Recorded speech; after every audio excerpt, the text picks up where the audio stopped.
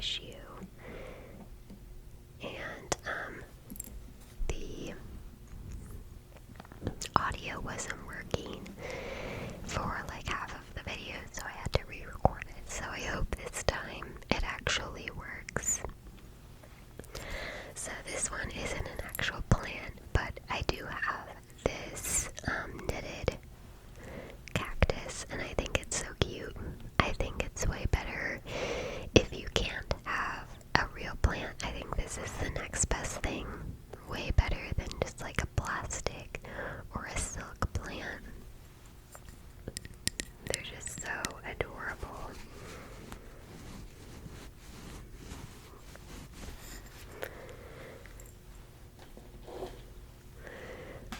And some of these I don't know the names of, but if I do know the name, I will definitely let you know. This plant is really pretty. It has like stripes on the ends of the leaves. So pretty.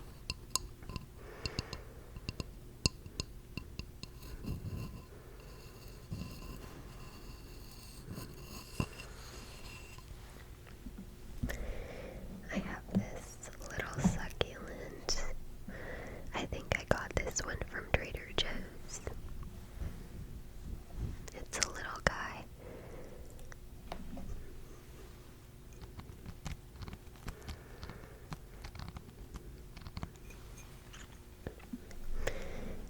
And then I do have a cactus over here. I actually made the pot for this one out of polymer clay, and then I baked it in the oven. It does not look good at all, but it works as a plant pot just fine.